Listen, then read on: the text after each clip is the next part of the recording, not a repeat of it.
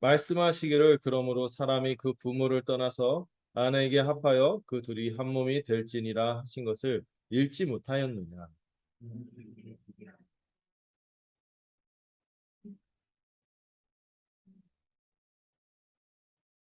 여짜오되 그러면 어찌하여 모세는 이혼 증서를 주어서 버리라 명하였나이까.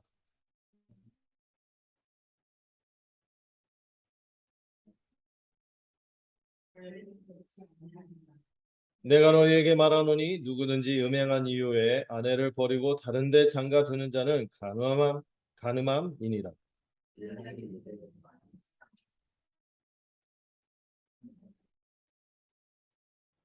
예수께서 이르시되 사람마다 이 말을 받지 못하고 오직 타고난 자라야 할지니라.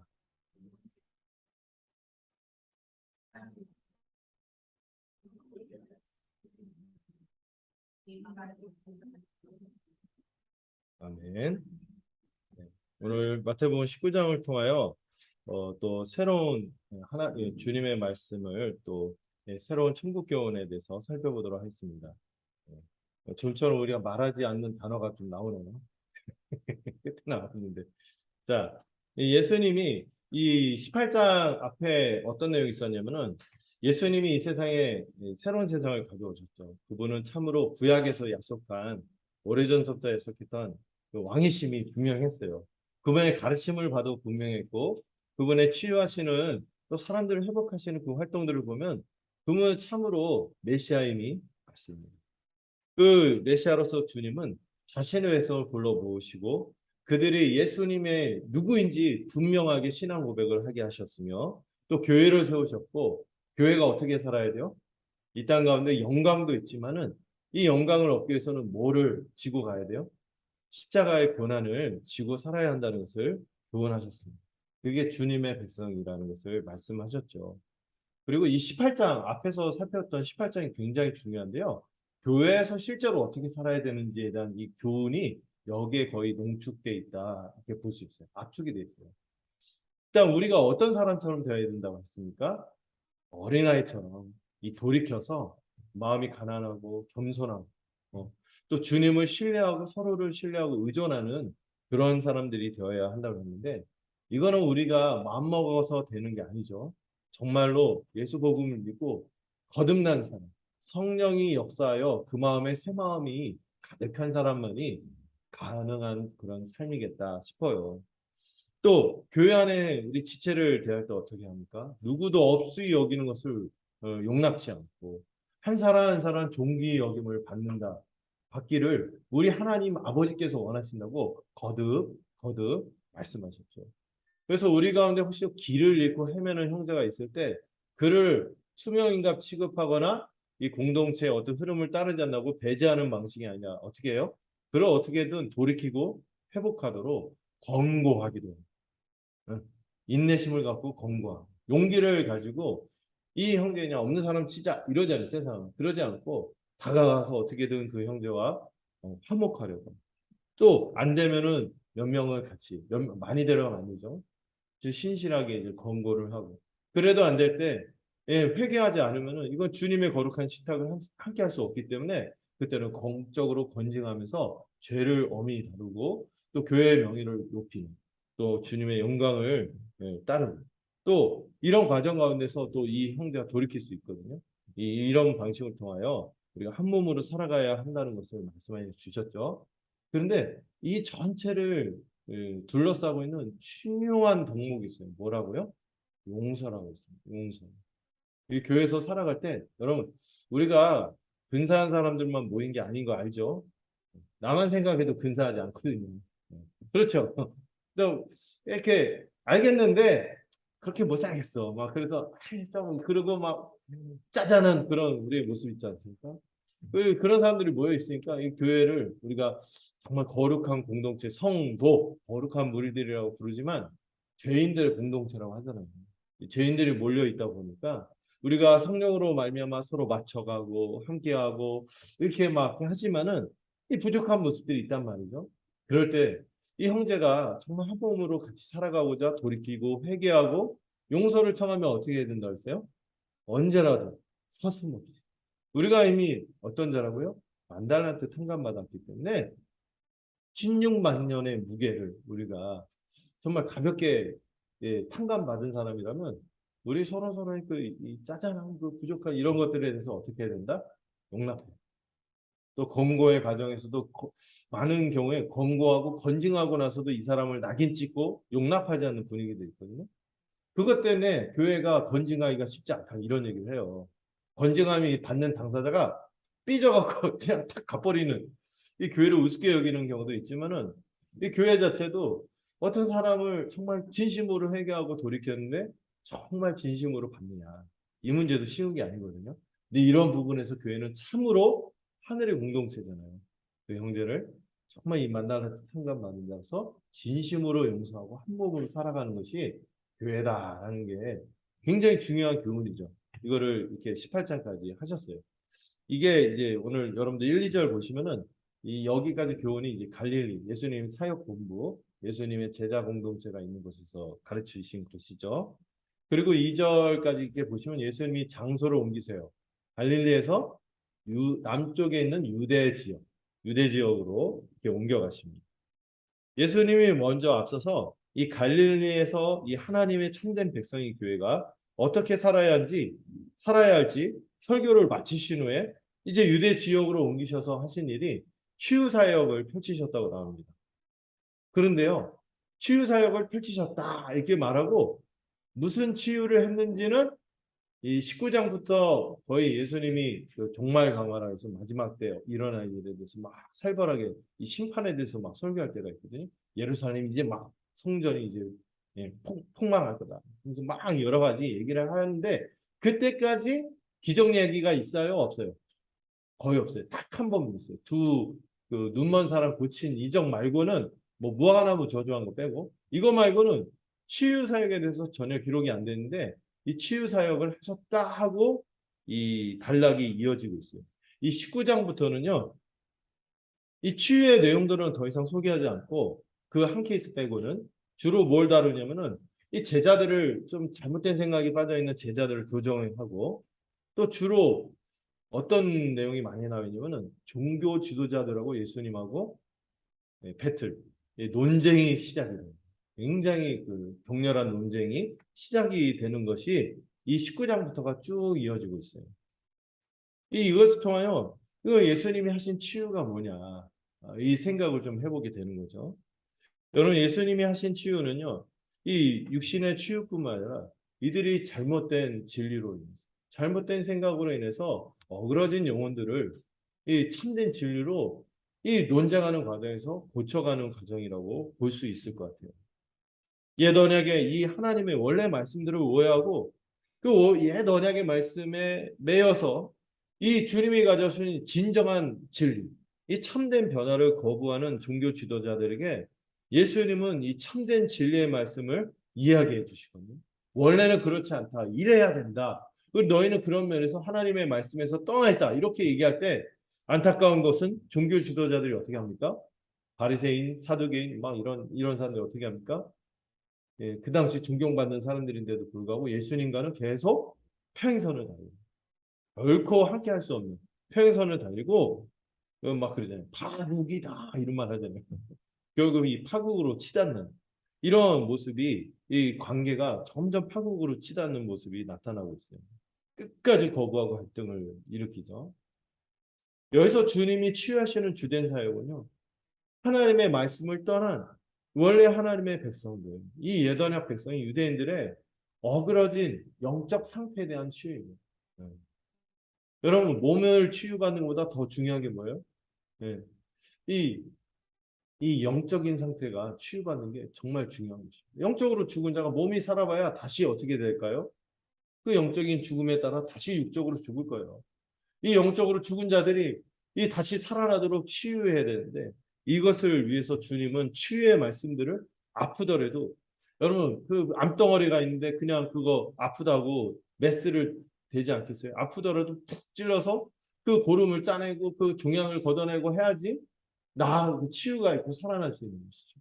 그런 맥락에서 주님은 아프지만 이 치유의 말씀들을 선포하고 또 그들을 고치는 그들이 하나님의 말씀에서 얼마나 벗어나 있는지, 참된 하나님의 말씀이 무엇인지 교정해가는 과정 가운데 이 19장부터 이 교훈이 펼쳐지고 있다. 이렇게 이해하시면 될 것 같아요. 이걸 받아들이면 어떻게 되겠어요? 제자들처럼 받아들이고 막 그때 지지부진하고 막 듣는 둥 마는 둥 하지만 결국엔 주님을 믿는 가운데 있는 자들은 구원을 받겠죠.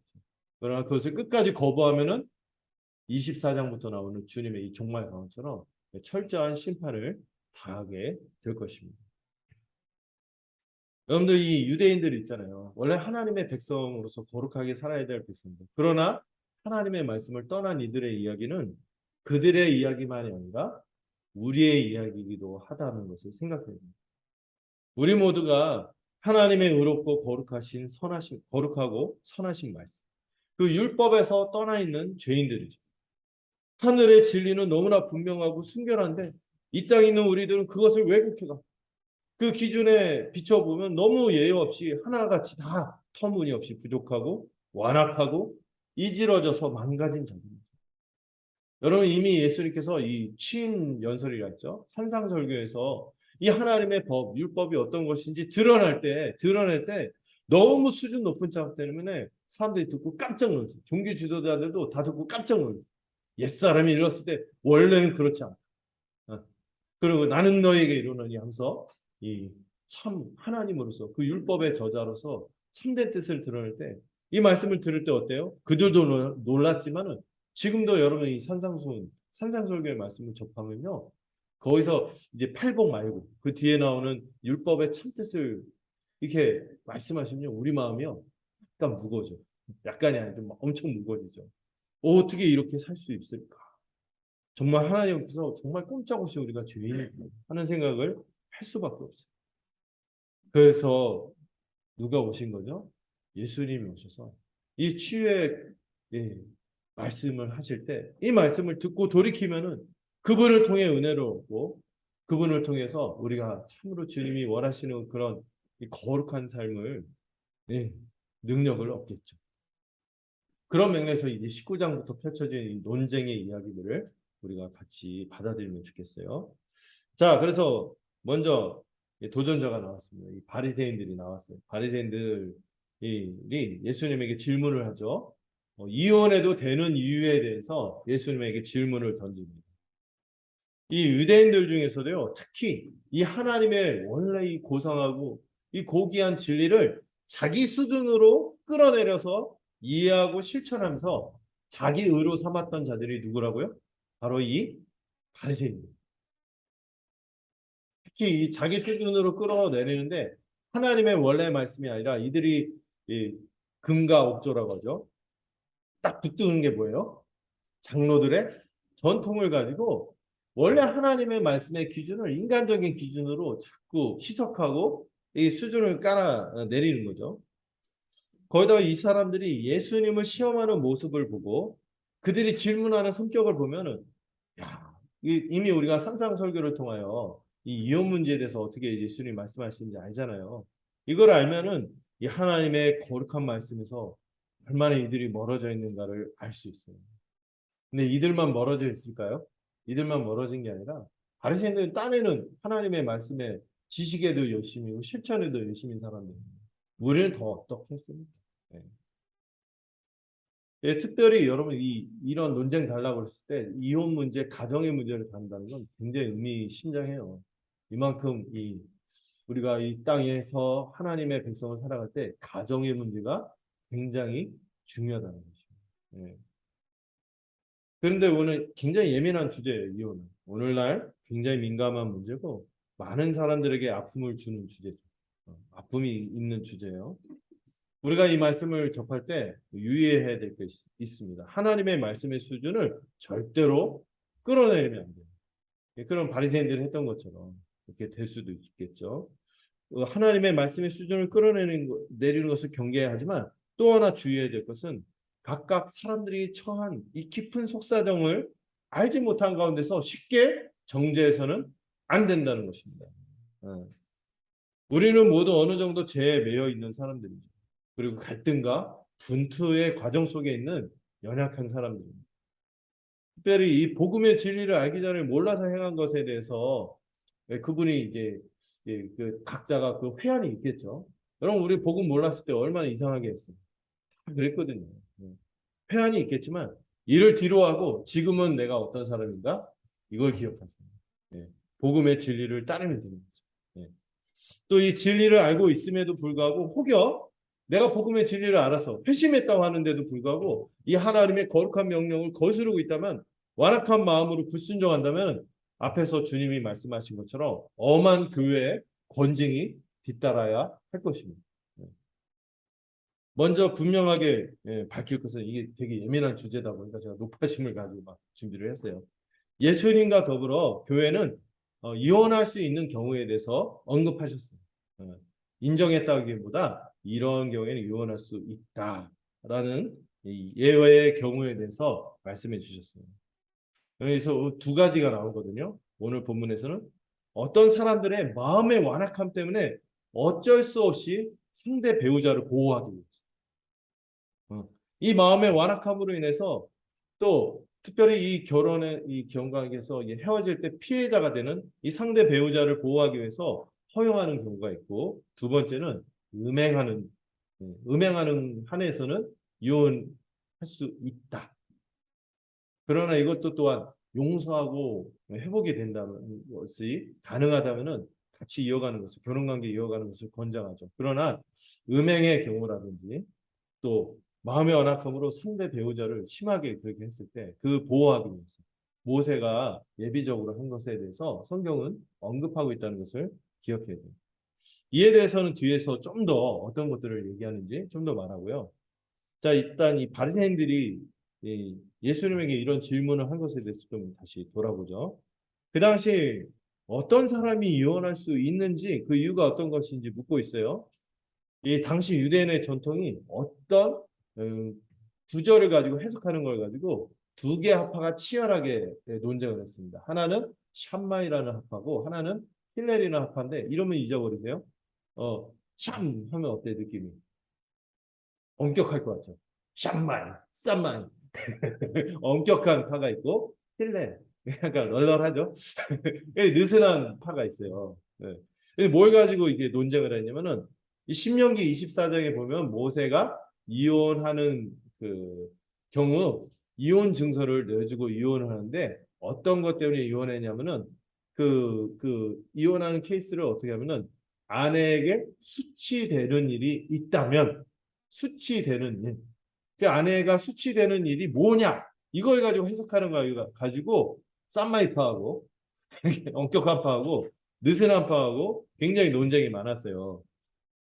이 엄격한 입장, 이 쌈마이파들은 이 수치되는 일을 아주 제한적으로 해석했어요. 부인이 혹시 간음을 비롯해서 그 간음을 의심할 만한 음행을 저질렀을 경우 의처증 말고 어떤 분 의처증 있잖아요. 누구 만나봤어? 막 이런 분들 있잖아요. 막 숨통 이런 거 말고 부인이 뭔가 의심할 만한 정황이 있단 말이야. 근데 뭔지 없어요. 그런데 굉장히 그래요. 그래 그 음행을 저지른 경우에는 예, 신뢰관계가 깨졌기 때문에 이럴 때는 이혼할 수밖에 없겠다. 이걸 허용했어요. 이런 경우만.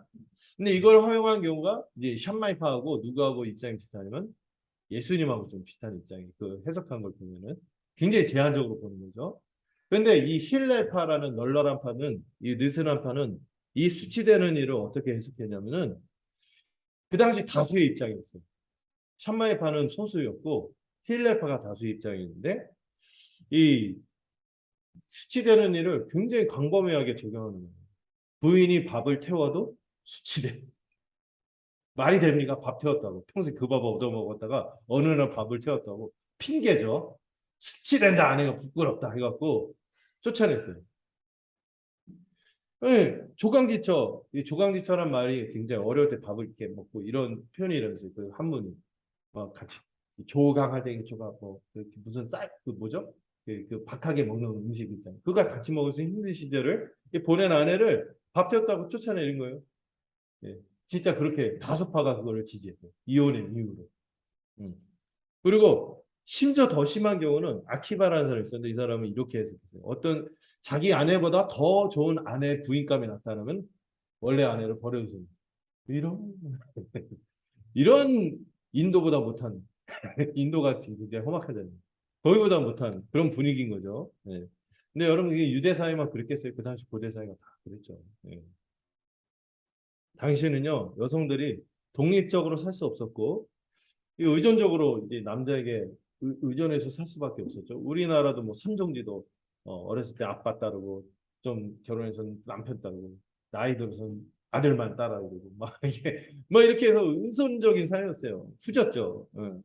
그러다 남자에게 여성들은 물건이나 장식품처럼 취급받는 그냥 아내를 존귀 그 자체로 존귀 여기는 게 아니라 존귀 여기는데 뭐 때문에 존귀 여겨? 트로피거든. 아, 나 사회적 지위 때문에 이 정도의 아내를 내가 그렇게 갖는다. 이런 식으로 여성을 상품화하고 대상화하던 사회였죠. 여러분들 이 바리새인들이 굉장히 그 시대가 굉장히 어두운 시대였다는 것을 생각하면서 이 말씀을 좀 봐야 돼요. 이 베개 콘테스트라고 하죠. 상을 보고 봐야 되는데 이 바리새인들이 한 질문을 보세요. 이혼이란 표현이 안 나와 있죠. 아내를 버리는. 아내를 이럴 때는 아내를 버려도 되지 않습니까? 하는 문제였어요. 어. 어떤 거가 아내를 버려도 되는 합당한 이유인지 이 비겁한 변명거리를 찾는 질문인 거죠. 어. 그 당시에는요 여자가 남자에게 먼저 이혼을 요구하는 일은 있을 수 없었어요. 그런 말 꺼내자마자 그냥 예, 그냥 그렇게 되는 거죠. 예. 이 가부장적인 사회에서 이혼은 약자인 여자에게만 자주 일어났던 일방적인 가해 행위였다는 것을 기억하셔야 됩니다. 예. 그 당시 이혼은요 남자가 여자가 남자한테 이혼을 요구하는 경우가 없어요. 예. 남자는 그럴 수 있지. 여자가 그러면 막 그 지금도 막 돌팔매요. 막 명예살인 이런 거 하면 막 끔찍하지 않습니까? 잠깐 춤췄다고 유튜브에 나와서 춤췄다고 막 이거 막 참혹하지 않습니까? 지금도 막 그런데 고대는 더 어땠겠어요. 그런 사회였던 거죠. 이런 배경을 알고 예수님의 가르침에 담겨 있는 이 궁율의 메시지를 우리가 파악해가면 좋겠다는 생각이 들어요. 자, 이들이 예수님을 또 시험한 악한 의도가 있는데요. 당시 잘 알려진 이혼 논제, 아내를 버리는 문제에 대해서 이 주제에 대해서 예수님이 어떻게 풀어갈지 궁금해서 묻는 것도 있겠지만 보다 더 다른 이유가 있습니다. 꿍꿍이가 있어요. 이 질문에는. 이미 예수님이 결혼에 대해서 어떤 입장을 취하는지 어디에 나타나 있어요? 산상설교. 마태복음 5장에 보면은 이 간음을 금지할 뿐만 아니라 마음으로 배우자 말고 다른 사람에 대해서 헛된 마음을 갖는 거 그리고 이혼하는 것에 대해서 엄히 말씀하셨어요. 이 입장을 알아요. 이미. 예, 그리고 오늘 7절에 보면은 왜 이들이 이런 질문을 했는지 의도를 알 수 있습니다. 7절을 잠깐 보실까요? 예수님의 가르침과 누가 다르다는 것을 부각하는 거예요. 모세가 가르친 거하고 다르다. 이걸 따지려고 하는 거예요. 여러분 그 당시 유대인들은 누구에게 꺾어 죽었어요? 모세 율법 하나님의 말씀 받은 사람. 이거 벗어나면 이단이죠. 죽여야 되는 거예요. 근데 예수님이 가르치는 게 모세하고 다르다. 이 얘기하면서 예수님이 어떻게 하는 거예요? 깎아내리는 거예요. 예수님이 이단으로 몰 수 있는 것이죠. 아니 모세가 허용하고 아니 모세가 명령했는데 이혼하라고 그럴 때는 버리라고 명령했는데 당신은 뭔데 모세보다 낫냐? 모세의 권위보다 뭐 하냐? 하면서 예수님을 깎아내리려고 하는 거죠. 자, 여기에 대해서 먼저 우리는 예수님이 어떤 분인지 알죠? 예, 이 하늘의 권위가 담긴 예수님 그분의 말씀을 직접 살펴보려고 합니다. 여러분, 일단 이 모세하고 예수님 비교가 안 돼요. 모세는 중간에 율법을 전해받은 중개자 역할을 한 사람이죠. 그래서 중개받아서 그것을 받아서 그 중간에서 백성들에게 가르친 사람이라면 예수님은 이 율법에 관련해서 어떤 분이세요? 저자예요. 저자 직강을 하는 거예요, 지금. 저자 직강. 모세는요, 중간에 받아갖고 딱 받아서 전하려고 하니까 이 사람들이 상태가 어때? 너무 이상해. 그래서 약간의 이게 해석하고 막 이런 게 있는데 예수님이 어떤 거예요? 오리지널 텍스트입니다. 예수님은 완전 오리지널 오소리티. 원래 본래 권위를 가지고 말씀하시는 거예요. 저자직강으로 하는 거죠. 그리고 이들은 지금 모세가 두 번째 율법을 설명하는 신명기 24장 여기 이혼 금지 명령을 가지고 그 인용해서 말씀한다면 지금 예수님이 말씀하시는 맥락은 어디서 갖고 온 거예요? 창세기. 물론 같은 저자지만 모세가 했지만 모세가 나중에 율법을 다시 해석하면서 들려준 얘기가 아니라 처음에 하나님이 창조한 원리는 이렇다 하고 말했던 이 창세기를 말씀을 가져와서 주님이 이제 대답을 하는 거예요. 이 근원적인 말씀을 가지고 이 하나님의 말씀의 헌장 있잖아요. 헌장. 이걸 가지고 지금 풀어가시는 거죠. 이 직접 창조하신 하나님의 뜻, 이 원리로 지금 뭘 말씀하시는 거예요? 결혼의 신성함에 대해서 말씀하시면서 이혼이 왜 안 되는 것인지 권위 있게 설명해 주시고 있어요. 자, 이 권위 있는 설명에 대해서 우리가 먼저 깊이 받아들이고 설명을 드려야겠죠. 하나님은요, 창조 때부터 우리 이 창조의 여러분이 그 목적이 뭐라 했어요? 우리에게 복된 세상을 주시고 복되게 살라고 주신 거죠. 그래서 안식을 주셨어요. 또 이 안식의 중요한 삶의 내용이 뭡니까? 우리가 하나님의 형상이죠. 남자와 여자로서 하나님의 형상인데 서로 다른 고유한 개성과 귀한 것들을 가지고 어떻게 한 몸을 이루어서 살아가는 것이 하나님이 바라던 인생인 거죠. 서로 뭐가 되는 거예요? 남자와 여자가 서로 다르잖아요. 정말 다르죠. 응, 정말 이렇게 다를 수가. 저는 MBTI 완전 반대예요. 안 해요. 전 ESTP인데 저분은 INFP. 완전 반대거든요. 근데 반대니까 너무 이제 서로 보완하면서 사니까 너무 좋은 거죠. 근데 이게 뭐예요? 돕는 배필로서 살아가는 게 굉장히 복된 삶인 거예요. 이걸 위해서 하나님께서 이 가정의 제도를 허락해 주셨어요. 결혼과 가정. 여러분, 결혼과 가정은요, 범죄 이후에 생긴 게 아니에요. 범죄하기 전서부터 하나님이 축복하신 제도가 결혼과 가정인 것입니다. 이게 굉장히 근원적인 제도인 거예요. 그래서 이 가정을 하나님 나라의 축소판이라고도 말하죠. 하나님이 정말 살기 바라는 세상을 먼저 어디서 경험해야 돼요? 가정에서 경험해야 돼요. 그래서 여러분 이 가정에서 좋은 환경에서 잘 자라가면 이 사람도 괜찮죠. 이게 굉장히 잘 연결되어 있는 거예요. 또 하나님이 허락하신 가장 기초적인 거룩한 제도이기 때문에 너무나 중요한 거예요. 여러분 이게 왜 이런 제도를 주님이 허락해 하셨냐면은 주님도 가족으로 존재하십니다. 성부, 성자, 성령 세 분이 한 물체, 한 몸, 한 가족으로 서로 영원전부터 살뜰히 연합하여 사랑하는 존재로 존재하기 때문에 그 존재를 발현하고 드러내는 일환으로 우리 사람도 똑같은 하나님을 닮은 형상으로 그렇게 살아가도록 인생을 허락하신 것이죠. 이를 닮은 하나님의 형상인 인간 삶의 충만함은 참으로 기초적인 제도인 어디에서 미리 맛보는 거예요? 가정에서 맛보는 거죠. 가정을 통해 드러나는 거죠. 서로 다른 개성을 가진 남자, 여자가 한 몸으로 연합. 차이가 있지만 틀림이 아니죠. 다르구나. 야, 우리가 새롭다, 야. 우와! 이러면서 용납하면서 아주 이제 풍성하게 살아가는 거죠. 돕는 배필로 살아갈 때 정말 하나님이 주신 복을 제대로 누릴 수 있어요. 그래서 이거를 가정이 좀 더 확장된 게 우리가 한 몸으로서의 교회다 이렇게 고백을 하는 거죠. 그리고 우리 주님이 이 창세기에서 뭐라고 말씀하십니까? 둘이 아니라 한 몸이라고 하나님 앞에서 선언하는 거예요.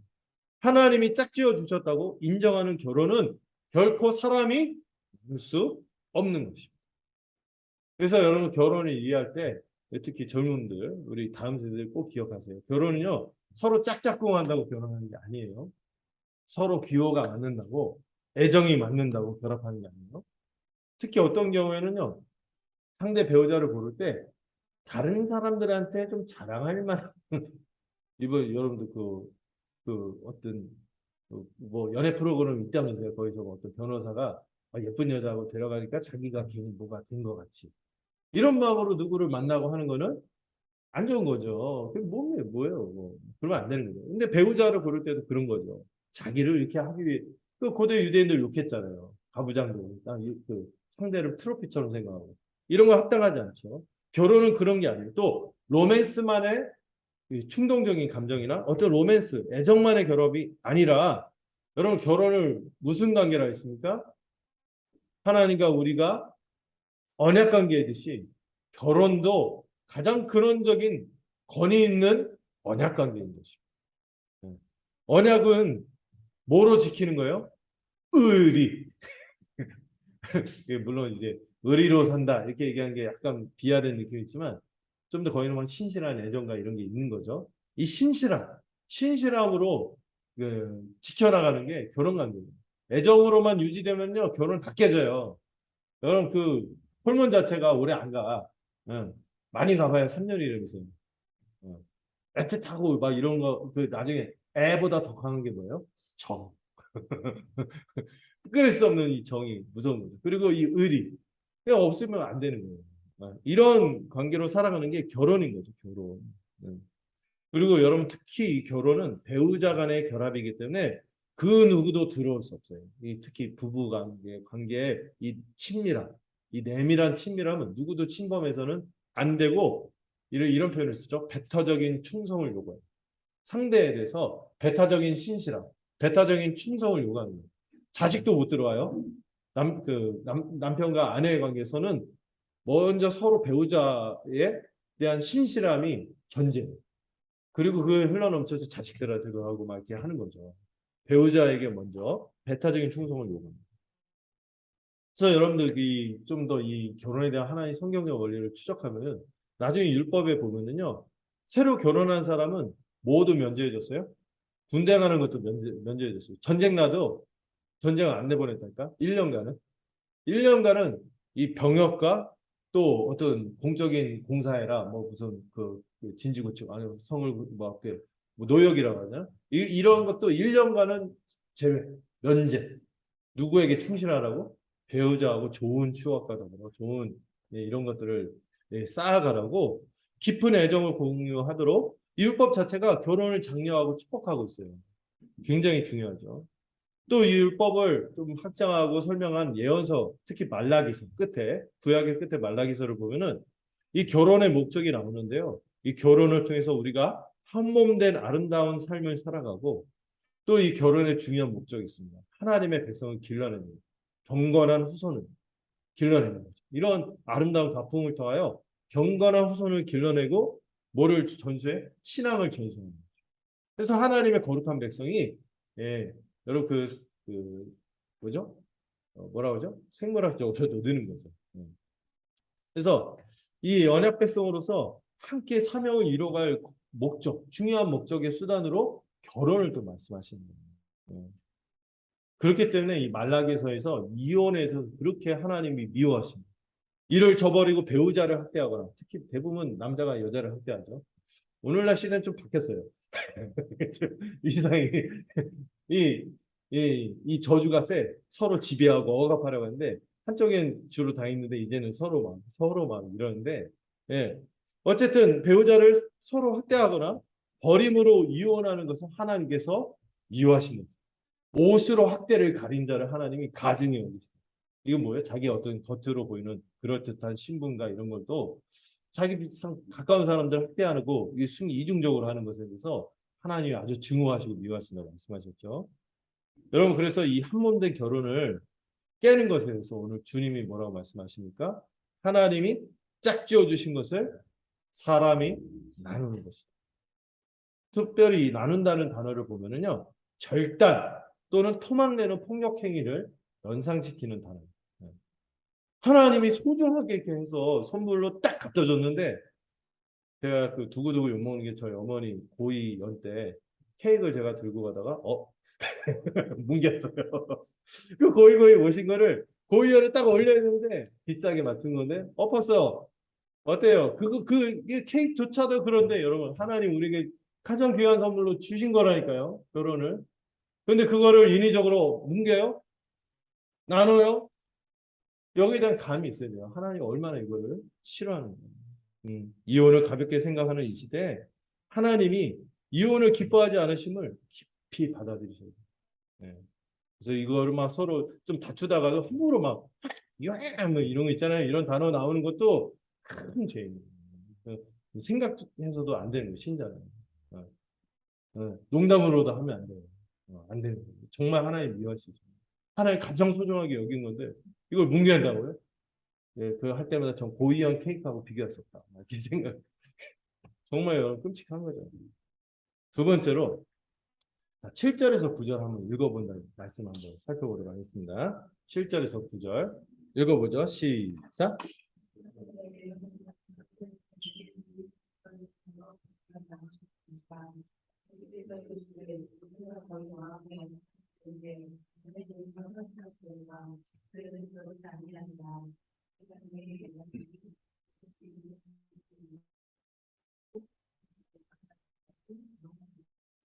음. 이 예수님은요, 이 결혼을 완악한 마음과 음행으로부터 보호하시려고 합니다. 그러면서 왜 바리새인들이 먼저 이렇게 따지는 게 있죠, 예수님에게. 아까 예수님하고 모세하고 갈등 구도로 만들어서 예수님을 깎아내리려고 한다고 했잖아요. 이 예수님이 결혼의 신성함을 말씀하시며 아내를 버리는 것을 엄히 반대하시니까 바리새인들이 이제 모세의 권위를 들고 반발합니다. 아니 모세는 이혼 증서를 주면 아내를 버려도 된다고 명령했어요. 명령했어요. 그러면서 예수님의 가르침이 모세와 다르다고 반발하는 거죠. 여기에 대해서 이제 예수님이 교정해 주시는 거예요. 예수님은 이 모세와 또한 율법의 저자이신 자신의 원래 의도가 서로 다르지 않다고 지금 말씀하고 있어요. 여기서 중요한 차이가 있는데요. 본문을 자세히 보면 이제 보이는 건데 바리새인들은 모세가 이혼을 명령했다고 하는데 예수님은 모세가 어떻게 했다고 했어요? 명령이 아니라 단지 허용했을 뿐입니다. 명령이 아니란 거예요. 어떤 상황 속에서 어쩔 수 없이 허용한 것이지 이거를 합리화할 수는 없다. 이렇게 말씀하신 거죠. 이 차이가 있어요. 본래 하나님의 말씀, 예수님의 뜻, 모세의 의도는 서로 다르지 않아요. 원래는 그렇지 않다 이런 말이 나오죠. 본래는 그렇지 않다. 모세 원래 의도는 그게 아니에요. 모세도 알고 있잖아요. 하나님의 뜻은. 누가 문제? 이거를 악용하는 사람들의 반악한 마음이 문제인데 이 이혼은 어떤 상황에서 허용될 뿐이지 절대로 명령에서 합당하다고 얘기할 수 있는 것이 아니라는 거죠. 바리새인들은 지금 하나님이 명령하지 않은 것을 명령했다고 말하면서 이 명령의 수준으로 이렇게 과장하는 거예요. 아니거든요. 그러면 예수님이 이제 설명해 주신 거죠. 왜 모세가 이혼 증서를 내주면서 이혼하는 것을 허용했는지 율법의 저자로서 친히 설명해 주시는데 이걸 설명하는 단어가 마음의 완악함입니다. 마음의 완악함 때문에 허락했다고 말씀하셨어요. 이 마음의 완악함은 원래 문자 의미는 딱딱하게 굳어 있는 마음이라는 뜻이에요. 한 단어거든요. 완악한 마음 이렇게 두 단어가 합쳐진 것처럼 보이지만 한 단어예요. 딱딱하게 굳어진 마음이라는 뜻이에요. 이게 뭐예요? 어떤 마음이에요? 하나님의 거룩한 뜻이 있어요. 말씀이 있어요. 이렇게 살아야 하고 이렇게 살아야지 복이 있고 이렇게 살지 않으면 저주가 있음을 알면서도 이거를 명백하게 거스르는 마음. 그 동기는 뭐예요? 자기 중심성. 자기 중심적으로 하나님의 뜻도 안중에 두지 않고 또 여기서 이 하나님의 뜻은 뭐예요? 함께하는 이와 복되게 사랑하면서 살아가는 삶인데 이것을 이웃을 사랑하고 섬기는 것에서 안중에 두지 않는 이 완악한 마음 이걸 좀 풀어보면은 그 주로 나타나는 게 뭐예요? 정욕과 탐심으로 나타나요. 정욕과 탐심으로 나타나는 이 불순종하는 굳은 마음에 대해서 주님께서 얘기하시는 거죠. 이 죄인의 상태죠. 정욕과 탐심으로 가득. 이 굳은 마음. 이것 때문에 어쩔 수 없이 이혼을 허용한 거다. 이렇게 말씀하세요. 사람은요 거듭나기 전에 기본적으로 모든 사람은 모두가 이런 완악한 마음, 굳은 마음이 있어요. 이런 마음을 살아갔죠. 정말로 이 마음이 새로워지기 전에는 이 부드러운 새 마음이 주어지기 전에는 하나님이 원래 주신 이 결혼의 신성하고 신실한 언약 관계를 이어가기 어려워요. 죄인의 생각이 그래요. 아담 이후로. 어그러졌어요. 지배하고 억압하려고 하고 자기중심적으로 상대를 이용하려고 하는 이 약한 마음. 탐심과 정욕 때문에. 이거는요, 그 사람의 존재 자체가 새로워지기 전에는 이런 축복을 누리기에는 버거운 것이에요. 어려워요. 여러분, 이 이혼에 대한 이 교훈, 주님의 이 결혼에 대한 이 가르치며 당시에만 힘들었을까요? 모세 시대도 힘들었지만 예수님 시대도 여전히 힘들었고 여러분 지금 시대도 얼마나 많은 애들이 막 너 아니면 내가 못 산다 하면서 이랬다가 그냥 이렇게 다 깨져버리니까 예, 쉽지 않은 거예요. 아니면 막 졸혼 이런 말이 나오잖아요. 어떻게 그런 말이 막 해요. 이 결혼에 대한 하나님의 뜻에 순종하기 어려워. 모세는 그 당시에 완악하게 굳어서 이 마음 깊이 뿌리 내핀 사람의 죄성, 이 불순종과 이 죄악 앞에서 차선책으로 결혼을 보호하기 위해서 이혼을 어렵게 만들기 위해서 뭘 하도록 한 거예요? 그냥 팍 내버리면 막 버리잖아요. 그럼 절차를 만든 거예요. 뭐야? 번거롭게 하고 이혼을 어렵게 하기 위해서 이혼 증서를 쓰는 절차를 만든 것입니다. 왜 이 절차를 사용했냐면은 여러분 특별히 그 당시 이혼하면 약자가 누구예요? 일방적인 가해 행위라고 했죠. 남자에 의한 여자를 가해하는 행위였기 때문에 여성들은 보호받기가 어려웠어요. 특히 이혼 증서를 받지 않으면요 생계를 이어가기가 어렵고 명예를 보호받기 어렵습니다. 이 여자가 부정한 행위로 버림받았는지 뭘로 버림받는지 알 수가 없어. 근데 이혼 증서를 쓰면은 이 여성을 적어도 명예를 보호해주고 사회에서 살아갈 수 있고 그리고 모두 보장이 돼요. 이혼 증서를 받으면 재혼이 보장이 되는 그런 장치였던 것이죠. 여러분 이혼 증서가 없으면 재혼이 어려웠어요. 그리고 재혼하지 못한다는 것은 당시 여성들은 홀로 생계를 이어가기 어려웠습니다. 원래부터 의존적인 그 사회에서 의존적으로 살 수밖에 없었는 사람들이죠. 그래서 얼마나 불쌍하면 고아 다음에 과부가 납니다. 남자 없이 사는 여자. 이 굉장히 지금도 막 굉장히 힘들잖아요. 지금도 힘들어요. 근데 이제 하나님과 모세의 원래 의도는 그거였어요. 이 사람은 워낙에 완악하니까 누구를 보호하기 위해서 이 여성들을 보호하고 특히 약자 오늘날에는 여성으로만 특정할 수 없어요. 이 어떤 결혼 관계에서 피해가 되는 가해 상대 피해가 되는 이 약자를 보호하기 위해서 주신 장치인데 이걸 가지고 이혼을 더 합리화하고 이혼을 더 촉진하는 장치로 왜곡시킨 거예요. 이 매개 변증법이라고 표현했습니다. 이 매개체를 완전히 잘못된 걸로 바꾸는 거예요. 주객이 전도되는 거예요. 당시 사람들이요 이혼증서 제도가 있으니까 더 악용해서 절차를 쉽게 만들고 어떻게든 해서 이 악한 마음, 이 탐심과 정욕으로 다른 배우자를 얻고자 합니다. 아까 얘기했죠. 다른 더 좋은 배우자가 나타나면은 수치되는 일이다. 밥 태우면 수치되는 일이다. 이걸로 헌신짝처럼 아내를 버리는 일이 그 당시 예수님 당시 1세기에 굉장히 흔했대요. 이에 맞서서 예수님은요 산상설교에서처럼 본래는 그렇지 않았다 하면서 다시 한번 강하게 이 악한 이 거대한 이 악한 이 흐름에 대해서 맞서서 말씀하시는 거죠. 이 하늘의 원리로 이 악한 세상과 대립해서 지금 첨예하게 말씀하고 있는데 가장 첫 번째 이 문제를 건드리십니다. 당시에는요 혼인을 귀히 여기지 않고 이 또한 아내를 함부로 내버리는 관습이 팽배한 이 남성 중심의 사회에서 예수님은 이런 행위를 뭐라고 하세요? 간음이다. 여자만 그 딴 남자 살짝 이렇게 눈 마주쳐서 그게 간음이 아니라 너희가 함부로 아내를 버리고 딴 사람한테 함부로 결혼하고 남성 중심으로 막 이렇게 하고 하는 거 간음 저지르는 거야 하고 맞서서 말씀하시는 거죠. 네. 결혼과 더불어 이 약자인 여성 배우자들을 보호하시기 위해서 말씀하신 거예요. 네.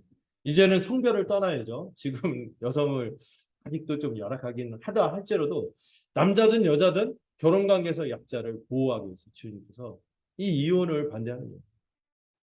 특별히 이혼과 재혼을 함부로 하면 이 결혼의 근간, 이 가정, 하나님이 만드신 세상의 근간이 가정이 무너지기 때문에 이거는 간음죄로 본다고 주님이 해석하는 거죠.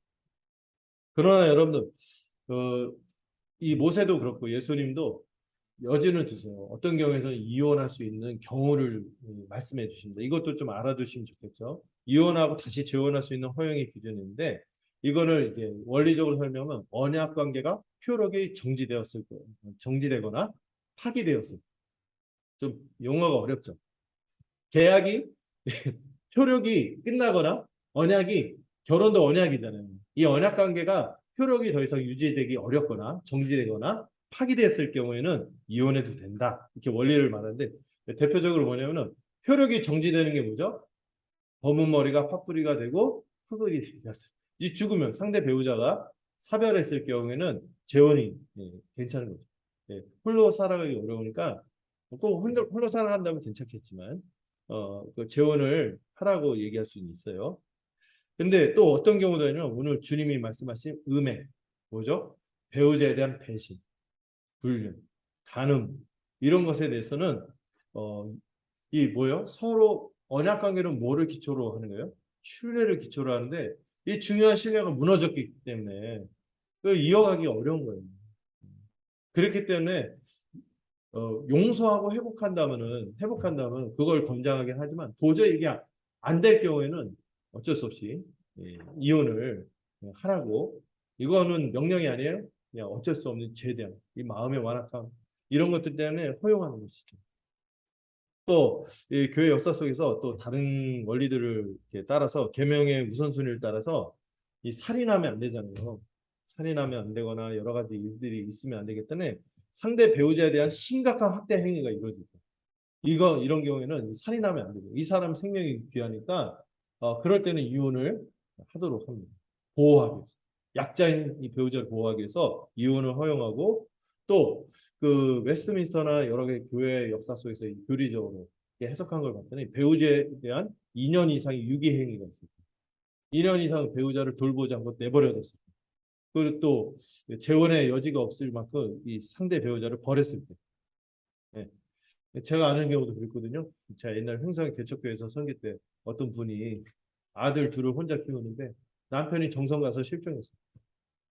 왜 실종했는지 알죠? 정선이니까. 카지노에서 완전 폐인돼갖고 없어지거든요. 흔적이 없어지고. 이런 경우에는 어떻게 하겠어요? 막 재혼해야죠. 거의 막 한 5년이 지났어요. 5년이 지났는데 없어.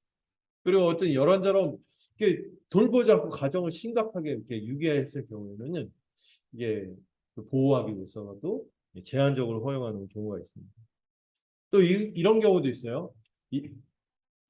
불신자였을 때 모르고 이 결혼의 계약 모르잖아요. 불신자였을 때 막 하는 경우가 있어요. 이혼하는 거.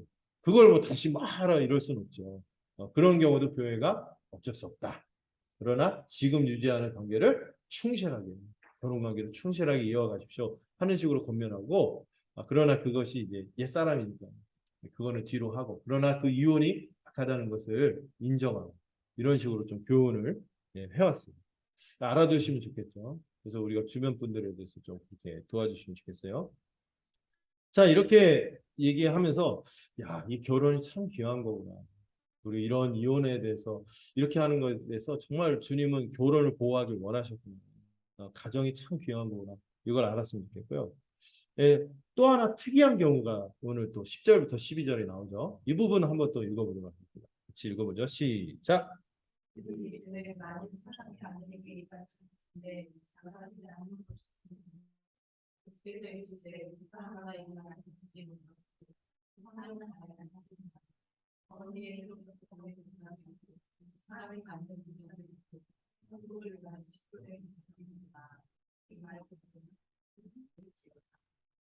예. 좀처럼 우리가 쓰지 않는 단어가 자꾸 나와서 당황스럽죠. 높은 분이죠. 보호자. 예.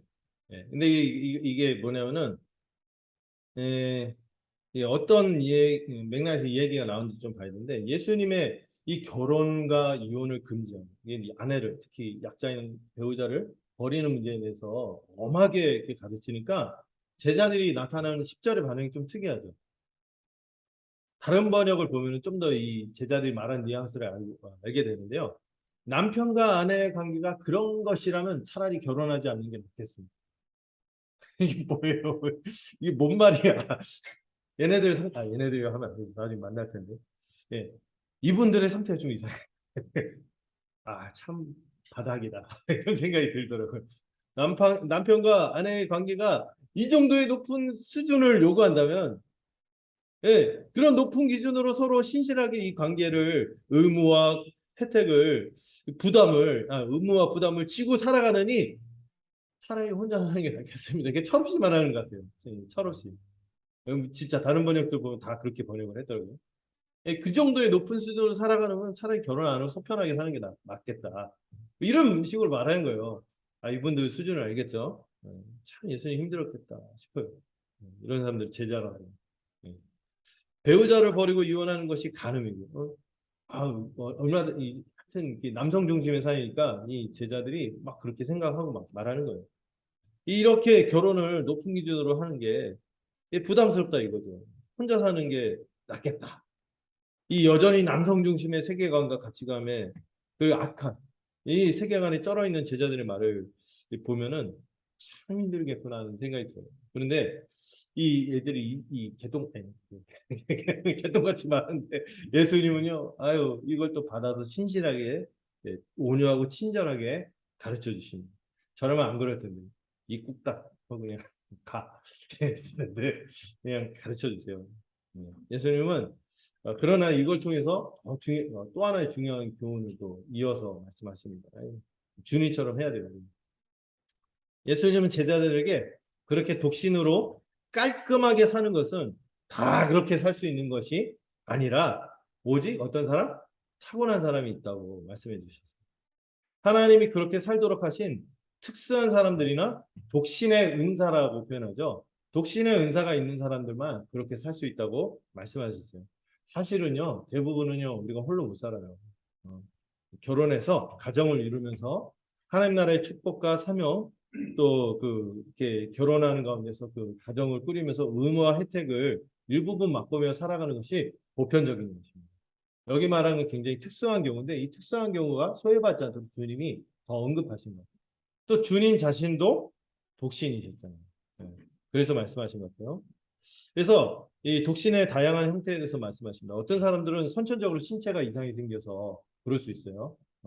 그런 경우가 있고 어떤 사람은요, 이 선천적으로 심리적으로 이렇게 다 아파하는데 무성욕자라고 하죠. 그런 욕구가 없는 분들이 있어요. 실제로. 채식남 막 이러고 채식녀 막 이러면서 이런 얘기를 하는데 그런 분이 있을 수 있어요. 또 어떤 경우는 사고로 후천적으로 성적 기능이 이럴 수가 있었고 또 당시에는 어떤 사람이 있었어요. 내시. 외부의 어떤 힘이나 권력에 의해서 어떤 자기 살기 위해서 거세하는 경우가 종종 있었습니다. 근데 예수님이 얘기한 거는 이 앞에 케이스도 있지만 정말 말하고 싶은 케이스는 뭐예요? 천국을 위하여 스스로 보좌가 된 천국을 위하여 스스로 독신의 은사를 받아서 신실하게 사는 경우에 대해서 말씀하고 있습니다. 여러분, 사실 대다수가 결혼을 하고 살잖아요. 그런 가운데서 독신으로 살면요, 왠지 그 사회에서 별종 취급을 받거나 소외받기가 굉장히 쉽습니다. 근데 그래서는 안 된다는 걸 좀 오늘 원리를 통해서 좀 볼 수 있어요. 왜냐하면 예수님 당신께서도 독신으로 사셨고 세례 요한도 독신으로 살아서 열매를 맺었고 바울도요 독신으로 살아서 얼마나 열매를 많이 맺었습니까? 여러분, 이 독신이 대부분 결혼이 보편적이니까 독신을 이상하게 생각하거나 막 그렇게 막 정죄하고 그러면 안 돼요. 막 비혼해서 비성경적 원리로 하는 거 말고 독신을 그렇게 이상하게 보면 안 돼요. 그렇다고 반대로 카톨릭처럼 독신으로 해야지 하나님 인위적으로 욕구를 절제해야지 하나님께 더 가까이 간다는 이 카톨릭식의 접근도 틀립니다. 독신이 결혼보다 우월하다는 것도 아니에요. 결혼하고도 더 천국을 위해서 살 수 있고 독신으로 살면서도 천국을 위해서 살 수 있어요. 이런 다양한 경우를 인정해야 한다고 주님이 지금 말씀하시고 있다 보면 되겠습니다. 옛 언약의 한계에서 이 구약 시대 사람들의 사고의 한계, 또 당시 유대인들의 편견이 있었는데요. 모세의 율법에서 보자는 어떤 사람이요? 부정한 사람이었어요. 그 사회에서 정상적으로 삶을 이어갈 수 없는 사람이었어요. 보자는. 그래서 결혼 안 하고 독신으로 있으면 이상한 눈으로 봤어요. 그러니까 예수님 더 그랬을 것 같아요. 이 하나님의 백성, 하나님의 회종으로 여길 수 없는 부류가 보자였는데, 근데 지금 놀랍게도 주님은 천국을 위한 보자도 있다고 말씀하고 있는 거예요. 이게 어디서부터 약속이 되면 새 언약이 예언된 이사야서에 보면은 56장에 그런 말씀이 나오는데 장차 보자도 하나님의 백성으로 들어옵니다. 이게 약속이 되어 있어요. 근데 실제로 사도행전을 보면은 이런 보자가 하나님의 백성이 된 케이스가 있으니 8장에서 이디오피아 내시가 우연히 이 전도자 빌립의 말씀을 듣고 회심하는 역사가 있는 거죠. 그리고 그가 성령을 받아요. 하나님의 백성이 된 거죠. 보좌임에도 불구하고 율법의 한계를 뛰어넘었어요. 구약의 한계를 뛰어넘는 역사가 막 나타나요. 그래서 예수님은 이 제자들이 어리석은만의 높은 차원으로 지금 답하신 것입니다. 네. 그래서 여러분 여기서 중요한 원리인데 하나님의 백성이 어떤 고정된 형태로 삶을 바라보고 막 이렇게 하면 안 된다는 것 좀 생각해야 돼요. 다양한 측면에서 사명을 감당하면서 하나님의 백성으로 살 수 있다는 것을 인정해야겠죠. 특별히 여러분 교회에서는 결혼한 사람들도 있겠지만 위혼으로 독신으로 사는 사람들이 있는데 이런 사람들에서 눈이 높다느니 막 그래 한다느니 이상하게 비정상적으로 이렇게 해서 소외받도록 하는 것을 조심해야 돼요. 네, 그러면 안 돼요. 독신으로 살면서도 많은 결실을 보는 경우들이 오늘날에도 많아요. 제가 굉장히 좋아하는 신학자인 설교자인 존 스토트도 2번 결혼의 기회가 있었지만 이번은 뭐 그런 건 아니고 2번 결혼의 기회가 있었는데 좀 실패했어요. 그래서 나는 이제 혼자 살아야 되나 보다 하면서 혼자 살면서도 굉장히 선한 열매를 많이 맺으셨습니다. 근데 중요한 게 있죠. 이 은사를 받을 만한 사람이 보편적인 것은 아니다. 기억하시면 좋겠습니다. 말씀을 맺을게요. 이 결혼은 하나님이 정하신 귀한 언약 관계입니다. 이 남자와 여자가 서로 한 몸이 되고 돋는 대필로 서로 사랑하고 서로 섬기는 이 결혼 관계는 이 새언약 시대에서 이 결혼 가정뿐만 아니라 이 예수님과 교회의 관계로도 확장이 되었어요. 그래서 예수님이 원래는 우리가 마음이 완악하잖아요. 우리 죄인이죠. 그런데 우리를 순결한 신부로 삼기 위해서 자신의 생명을 내어주셨습니다. 그리고 그분의 거룩한 영을 우리 안에 심겨주셨어요. 그래서 이제는 우리는 그분의 신부로서 신실한 교회, 신실한 신부로서 순종하며 살아가는 것이죠. 근데 여러분, 그분에게 순종하는 게 다른 게 뭐가 있겠어요? 다른 지체를 참으로 사랑하고 섬기는 것이죠. 교회로서 우리는 이 언약관계의 임을 기억하며 가정으로서 충실할 뿐만 아니라 교회에서도 더 서로에게 충실하게 살아가는 것이 합당한 것입니다. 두 번째로 우리는 이제 마음이 완악한 옛사람이 아니라 새사람입니다. 새사람이 되었음을 기억하고 신자이자 새언약 백성으로 살아가고 교회로서 살아가기에 이제 결혼을 바라보는 우리의 관점이 바뀌어야 돼요. 감정적 로맨스로 인한 결합으로 이해하지 않고 신실한 언약관계로 이해해야 합니다. 주님 안에서 한 몸이 되었음을 기억하고 결혼과 가정을 소중히 여기고 살아가십시오. 개인과 개인만의 결합이 아니에요. 또 결혼은 어떤 측면이 있어요? 가문과 가문의 결합이기도 하거든요. 가정과 가정의 연합이기 때문에 결혼하고 나서 책임이 더 무거워집니다.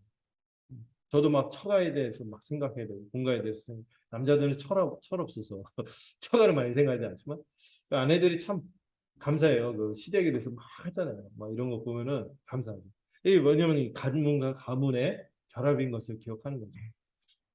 저도 가족이 안 좋은 일을 당했는데 가족 간의 상처가 깊어지는 거 보면서 이게 참 책임이 깊구나 하는 생각을 해보게 됐어요.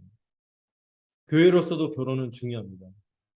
세례가 교회로 목사의 집례를 통해 들어오는 것처럼 결혼도 새로운 한몸된 가정을 이룰 때 목사의 주례로 누구와 누구 앞에서 하나님과 회중 앞에서 교회적인 삶을 살겠다고 생각하는 거예요. 그래서 여러분 교회와의 관계에서도 책임이 있기 때문에 이 결혼은 삼중의 책임입니다. 상대에 대한 책임, 가정에 대한 책임, 교회에 대한 책임이 있다는 것을 기억하고 결혼을 귀히 여기셔야 돼요.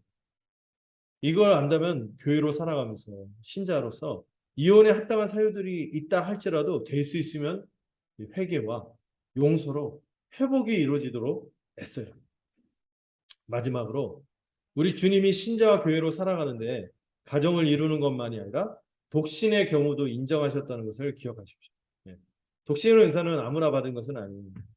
여러분 그 독신으로 살아갈 때 독신으로 살려는 마음이 있는 친구들 있거든요. 보면은 요즘엔 7포, 막 3포 이래갖고 결혼 포기 막 이런데 이런 환경 때문에 그런 거 아니고 이 독신으로 할 때 중요한 세 가지 조건이 있어요. 권장할 만한 독신의 세 가지 조건인데 첫 번째, 예, 마음에 불이 있고 성적인 욕구가 있는데 독신으로 살겠다는 거는 비현실적이에요. 아니에요. 성적인 욕구가 있다면은 결혼하셔야 돼요. 그걸로만 결혼하면 안 되지만은 그게 있다면은 그거를 컨트롤하지 못한 죄를 범하기 쉽기 때문에 그런 경우는 독신으로 살기는 어렵습니다. 그래서 마음에 불이 없다면 괜찮아요. 무성애자 이런 사람들이 있거든요, 실제로. 또 하나 중요한 조건은 경제적으로 자립할 수 있어요. 독신으로 살면. 여러분 가장 나이 들면서 힘들어가는 게 자기 짐을 자기가 못 지는 거예요. 그런데 이 교회가 대부분은 교회가 같이 짐을 지는 공동체지만 그래도 중요한 원리가 또 하나 뭐 있어요? 각자의 짐을 자기가 스스로 질 수 있어야 되기 때문에 다른 이를 섬겨야지 다른 이에게 짐이 되면 안 되기 때문에 이 독신으로 산다면은 경제적으로 자립할 수 있는 조건을 갖추는 게 중요합니다. 세 번째로 공동체와 정서적으로 깊이 연결되는 환경이 있다면은 독신으로 사는 것도 저는 괜찮다고 생각해요. 막 경제적으로 자립해. 나는 예, 그 마음에 불도 없어. 이렇다고만 독신을 살 수는 없어요. 여러분 인생은요 홀로 살 수 없어요. 정서적으로 함께 연대하고 마음을 같이 하고 슬플 때 같이 슬퍼하고 그리고 서로를 통해서 위로를 얻고 살아가는 게 복된 삶이거든요. 제가 아는 어떤 한 자매는요, 지금 나이 마흔이 훨씬 넘었는데 아직도 독신이에요. 독신인데 그렇게 욕구도 없고 경제적으로 괜찮은데 교회로 너무 잘 사는 거예요. 교회에서 정말 마음과 마음을 같이 하고 늘 지치가 있으면은 자기 뭐 자녀도 없고 하니까 다른 그 가정에 돌봄이 필요한 자녀를 더 적극적으로 돌보기로 굉장히 하나님 나라를 위해서 더 복되게 살아가는 모습을 봤거든요. 이런 것을 봤을 때 여러분 편견의 시선으로 보지 마시고 이렇게 생각하는 게 되게 중요한 것 같습니다. 이 바울도 이 배우자를 위해서 헌신하고 자녀를 양육하느라 쓰는 자원과 에너지의 방향을 돌려서 더 주님 나라를 위해서 헌신해서 쓰는 것이 값질 수 있겠다. 훌륭한 신자의 기라고 권면하죠. 우리가 복음을 전하고 함께 교회로 살아가면서 은사를 나타낼 수 있다는 것, 더 발휘할 수 있다는 것은 안쓰러운 게 아니죠. 영광스러운 것입니다. 그런 분들이 있을 때 존귀해 여기십시오. 이런 삶의 다양성을 인정하는 분위기가 교회에 있다면 참 못될 것 같아요. 교회에 있으면 좋겠습니다. 그래서 다시 한번 말씀드리지만 제가 일단 오랫동안 싱글이었기 때문에 그 편견 심했거든요. 이 미혼자에 대한 편견을 극복하시라 이렇게 말씀드리고 싶습니다. 자, 기도하겠습니다. 주님, 우리가 주님과 교회와 더불어 신실한 언약 관계가 되었음을 기억하고 주님과 지체들을 더 깊이 사랑하는 우리가 되도록 하옵소서. 또한 주님 우리 모두가 이미 새 사람이 되었음을 기억하고 모든 가정마다 아름다운 신앙과 경건한 가문이 되도록 또 이 가족 구성원들에게 잘 헌신하는 우리가 되도록 붙들어 주시옵소서.